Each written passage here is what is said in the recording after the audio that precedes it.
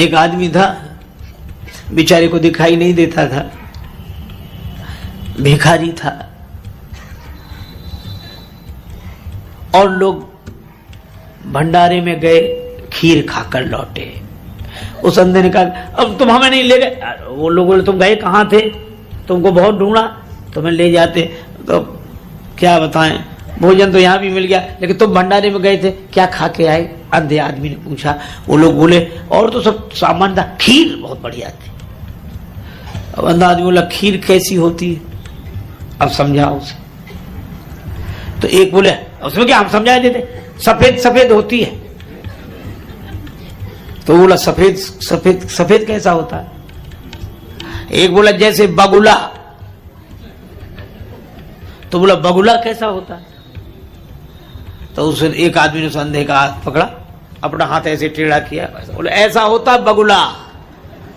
वो आदमी बोला समझ गए, ऐसा बगुला और ऐसे ही सफेद सफेद, ऐसे ही खीर। तो बोले अरे बाप रे, बड़ी टेढ़ी खीर रही होगी। बोलो अब समझा?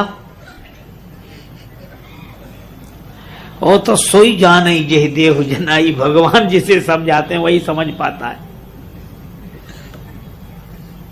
अच्छा, अब हम लोगों के साथ भी बड़ी समस्या है। अरे कोई न समझे तो समझाने वाले को भी समझ लेना चाहिए, पर समझने वाला ना समझ रहा हो तो समझाने वाला कहता समझा के ही रहेंगे, क्योंकि उसके भी अभिमान को चोट लग देगी, हम तो समझा ही लेंगे। अरे भाई, एक उदाहरण बड़ा अच्छा है। शून्य की बात कही गई। हमने कहा आजकल का ही उदाहरण देखो। आप टेलीविजन देखते हैं, है ना? ये बात अलग है कि यहाँ कहोगे नहीं, सिर नहीं हिलाओगे कि देखते हैं, पर देखते तो हैं, है ना? और उसमें कोई पाप नहीं, देखते हो तो देखते हो, उसमें क्या है? हम तो उदाहरण दे रहे हैं, हम ये थोड़ी पूछ रहे हैं कि टेलीविजन में आप क्या देखते हैं। अच्छा, रिमोट आपके हाथ में होता है, उसी से कंट्रोल करते हैं। अच्छा, आप ऐसे सोचो कि जैसे टेलीविजन में आप कोई चैनल देख रहे हैं और उसका नंबर 25 हो और उसमें 65 तक हो उसकी संख्या, तो शून्य पर अगर आना हो तो क्या करें? दो ही उपाय है, या तो 25 से आगे बढ़ो, स्वीकार करते 26, 27, 28 और 65 तक जाओगे तो शून्य आ जाएगा। दूसरा तरीका यह है कि आगे मत बढ़ो, पीछे लौटो, 25 नहीं 24, 24 नहीं 23, 23 नहीं 22, और ऐसे लौटते चले जाओगे, अंत में एक के बाद शून्य। भाई यही दो उपाय हैं अहंकार को शून्य करने के। अहंकार को शून्य करने के यही दो उपाय हैं। क्या? या तो पीछे लौटो या आगे बढ़ो। पीछे लौटने का अर्थ है नेति नेति, यह भी नहीं, यह भी नहीं, यह भी नहीं, और सबको नकारते जाएंगे तो अंत में उस शून्य को उपलब्ध हो जाएंगे, जिस शून्य में परम सत्ता की प्राप्ति होती है। और आगे बढ़ना क्या है? सबको स्वीकार करना, यह भी है, यह भी है, यह भी है, यह भी है। और जब सबको स्वीकार कर लेंगे तो भी अपना अभिमान शून्य हो जाएगा, और सबको नकार देंगे तो जब सब नहीं तो हमारा ही मैं कैसे? और इसीलिए भगवान श्री राम कृष्ण देव कहते हैं कि दो तरह के मैं होते हैं, एक कच्चा मैं, एक पक्का मैं। हाँ, कितना बढ़िया उदाहरण है। कच्चा मैं और पक्का मैं दो हैं हम लोगों का। और इसीलिए तुलसीदास जी दोनों मैं की बात करते हैं। एक मैं को वे माया कहते हैं, मैं और मोर तोरते माया, और एक मैं को वो ब्रह्म कहते हैं, सोते ताई तो ही नहीं भेदा। तो कभी कभी लगता है कि हमारे जीवन में दो मैं हैं। हाँ हैं। कैसे?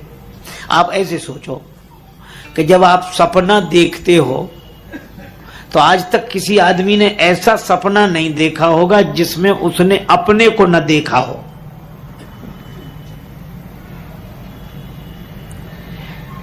सबको बाद में देखता है, पहले अपने को ही देखता है। इसलिए सपने में लोग क्या कहते, हम वहां गए महाराज, हम वहां गए, फिर वहां ऐसे, हम ऐसे ऐसे। ये बात अलग है कि सपना, कई लोग सपने की बात करते, ना भी आए तो बात करते हैं। एक विद्यार्थी बड़ा चालाक था, अपने प्रोफेसर के पास गया, बोले सर, पांव छुए, हाँ बोलो बोलो बेटा क्या बात है? बोले आपके पिताजी तो अब नहीं है ना? बोले हाँ नहीं, उनको 5-7 साल हो गए। हाँ हाँ वही, कहना क्या चाहते हो? सर आपके पिताजी कल मेरे सपने में आए थे। ले, क्या कह रहे थे?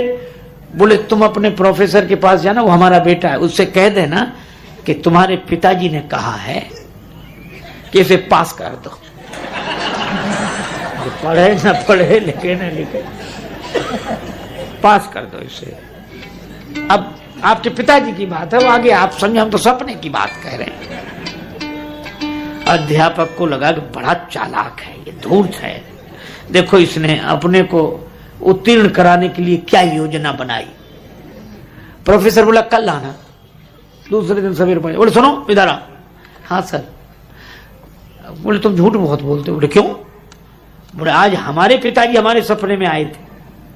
बोले वो कह रहे थे कि वो लड़का बड़ा धूर्त है, दुष्ट है, उसको बिल्कुल पास मत करना। तो विद्यार्थी चुप हो गया। अध्यापक ने समझा कि हम सफल हो गए, जीत गए। पर विद्यार्थी थोड़ी देर में हाथ जोड़ के बोला सर आपकी मर्जी, हमें पास करें या फेल, लेकिन इस घटना से एक बात तो सिद्ध हो गई। क्या? बोले आप नाराज मत होना। क्या? बोले आपके बाप भी यार 2 कौड़ी के, हमसे कुछ कहते हैं, आपसे कुछ कहते हैं।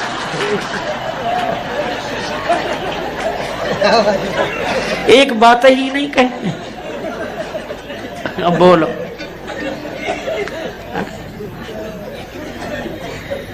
तो कुछ लोगों को सपने नहीं आते तो भी सुनाते, क्योंकि ऐसा हुआ ऐसा हुआ।